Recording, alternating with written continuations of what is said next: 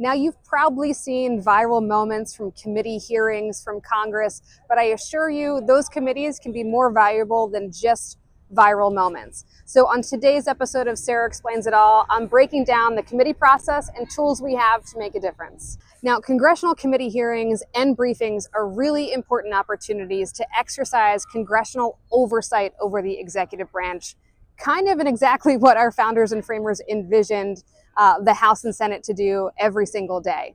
Serving on the House Armed Services Committee and the House Natural Resources Committee, I've had an opportunity to question a whole lot of things from Secretary of Interior Doug Burgum and Secretary of Defense Pete Hegseth, and here are a few of our moments. Do you believe you have the authority to defy a Supreme Court ruling, yes or no?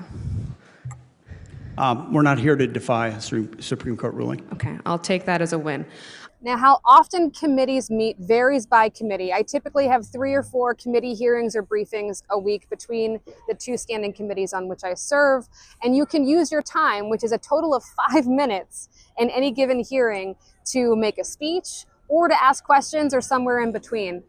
Coming from the state Senate, I really don't love speechifying in committee. Instead, I do try to use my time to make a value statement and then dig in and ask questions of those at the witness stand, be they a secretary or a witness pro or con to the legislation before us. Dig into the arguments, try to find common ground, which is rare, but I try, and make sure the values of the 3rd District are heard in that committee room. And then that informs the work post-committee hearing. You said in front of House Appropriations that Interior is focused on streamlining our core business operations, which will result in improved efficiencies and lower costs for American taxpayers. But I'm sure you know that those historic preservation funds are not actually taxpayer dollars. They didn't come from my taxes. They come from offshore drilling lease revenues paid for by oil and gas companies. So where is that money going, or where is it sitting right now? We're talking about, again, $168 million that should be directed to HPF, and it's just sitting somewhere. I'll dig into that. Okay, I would greatly appreciate. Again, there's some urgency here. States are shutting down their offices. This is a federal-state partnership.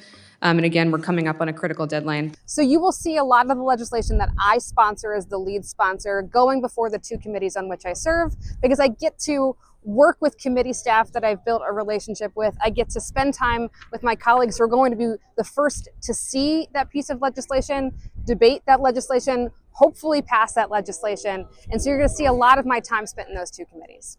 So whether it's advocating for a piece of legislation that's important to the 3rd District, or standing up for the federal workers of the 3rd District, as I have in what feels like every single hearing I'm a part of, I'm always going to utilize that committee position to be your voice here in Congress.